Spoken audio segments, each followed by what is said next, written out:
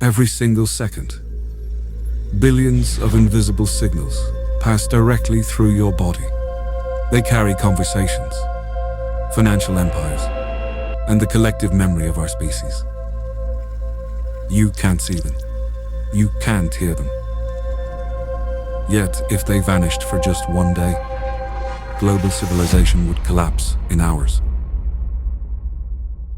But the most unsettling secret of this invisible grid is that it was never meant for humans at all. It was accidentally built by astronomers, trying to hear the screams of dying black holes at the edge of the universe. The year is 1977. Far out in the desolate red dirt of Australia, the Parkes radio telescope is pointed at the cosmos. A team of researchers, led by radio astronomer Dr. John O'Sullivan, are hunting for a ghost. Just 3 years earlier, theoretical physicist Stephen Hawking had shocked the scientific world. He predicted that black holes were not entirely black. They were slowly leaking radiation, evaporating. And as these microscopic black holes died, they would collapse and explode, emitting a specific microscopic radio wave into the void. O'Sullivan's team wanted to be the first humans in history to hear the echo of those explosions. There was only one problem. Space is deafeningly loud. The universe is a relentless, chaotic hurricane of electromagnetic noise. If human ears could tune into the frequencies of deep space, the sound would be deafening. There are pulsars, dead, highly magnetized neutron stars, spinning hundreds of times a second, acting like cosmic lighthouses blasting radiation across the void. There are burning quasars, solar flares, and hovering beneath all of it is the cosmic microwave background radiation, the literal, fading echo of the Big Bang itself. All of this is screaming across the galaxy simultaneously, washing over the Earth in an eternal, chaotic flood. The signal from an evaporating, microscopic black hole wouldn't be a roar. It would be a whisper. A faint, fleeting pulse lasting just a fraction of a millisecond, buried under billions of years of cosmic static. To find it, Dr. John O'Sullivan and his team knew they couldn't just build a bigger, more powerful antenna. Raw power wouldn't solve the problem. They had to invent a completely new way to process reality. They turned to mathematics, specifically an incredibly complex tool based on the work of an 18th century French mathematician named Joseph Fourier. Imagine passing a beam of pure white light through a glass prism, watching it instantly shatter into a perfect, organized rainbow of individual colors. O'Sullivan's team needed to build a mathematical prism. They designed a digital system, the Fast Fourier Transform, that could take a massive, tangled, overwhelming wall of incoming radio noise and meticulously comb it apart into individual, clean frequencies in real time. It was the technological equivalent of trying to listen to the pluck of a single delicate violin string. During a Category 5 hurricane, inside a collapsing concrete building, they'd ran the math. They scanned the skies day and night. They pushed the absolute limits of 1970s supercomputing. And they found nothing. The black hole signal never came. The frequencies were empty. Stephen Hawking's theory remained unproven by their instruments. The experiment was officially shelved. The funding was reallocated, and the data was locked away in a drawer. It was a brilliant, unprecedented mathematical solution to a problem that seemingly didn't exist. A decade and a half later, the world had moved on from looking at deep space It is now the early 1990s.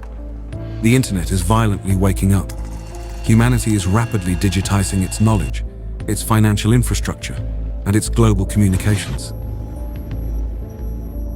But this exciting new digital world was imprisoned by a brutal physical tether. Computers of this era were heavy, stationary monoliths. They had to be bolted to desks, physically chained to the wall by miles of thick, expensive copper Ethernet cables. If you unplugged the machine, it was dead to the world. The greatest minds in Silicon Valley, Apple, IBM, Microsoft, knew that the future of computing had to be wireless. The concept was theoretically simple. Transmit internet data through the air using standard radio waves, just like a walkie-talkie. They poured tens of millions of dollars into engineering this wireless future. But every single time they tried to scale the technology, the network completely collapsed. They hit a devastating, invisible wall of physics known as multipath propagation. When you send a high-speed radio signal across a room, it doesn't just travel in a straight, polite line from a router to a laptop. It expands. It bounces. It ricochets off the concrete walls.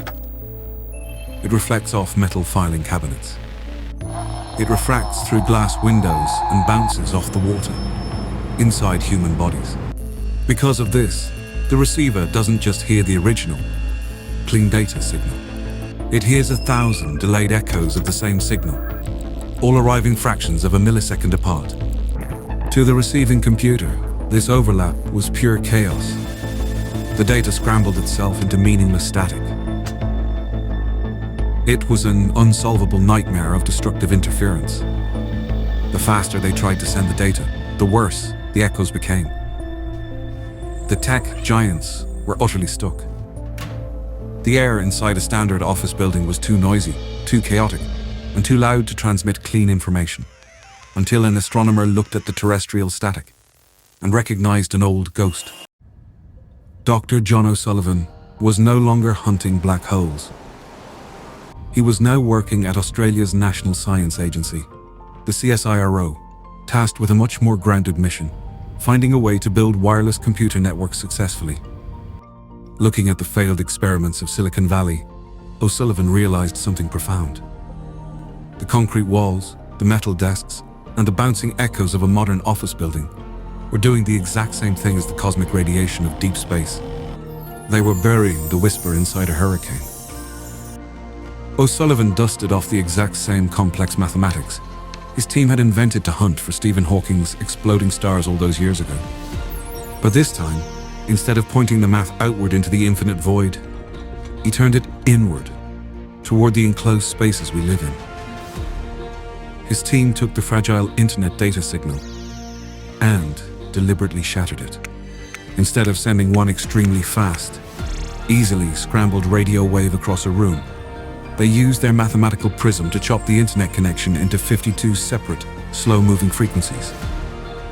They transmitted all 52 frequencies simultaneously, weaving them through the air with such mathematical precision that they wouldn't interfere with one another. Because the frequencies were moving more slowly, the echoes didn't matter. Even when those 52 signals violently bounced off walls, ceilings, and desks, the computer on the other side could easily catch them and perfectly reassemble the pieces in real time.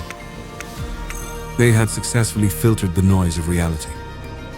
In 1992, the CSIRO team successfully patented the technology. For years, it quietly revolutionized enterprise computing, but it needed a catalyst to reach the world. That catalyst came in 1999 at the Macworld Expo in New York City. Steve Jobs stood on a stage holding the new Apple iBook. To prove that the internet was entirely wireless, he picked up the laptop and passed it entirely through a physical hula hoop while a website loaded on the screen. The crowd erupted. Jobs had just introduced the global public to a word that would fundamentally change the trajectory of the human race: Wi-Fi. Today, the scale of this invention is almost incomprehensible. There are over 18 billion devices connected to Wi-Fi on Earth right now. It has become the invisible nervous system of modern civilization. It controls our global power grids. It executes high-frequency trades on our financial markets. It monitors the vital signs of patients in our hospitals. And it bridges the vast, lonely distances in our personal lives. Every single time you open your phone in a crowded room, every time you stream a piece of history or see the face of someone you love oceans away, you are relying on a mathematical lock originally designed to capture the death throes of a collapsed star. It is one of the most beautiful ironies in the history of science. A technology explicitly built to map the absolute, terrifying limits of the universe ended up connecting the space between us. You can't see them. You can't hear them. But the next time you sit alone in a dark, quiet room, remember, the air around you is not empty. It is filled with the echoes of a dying black hole.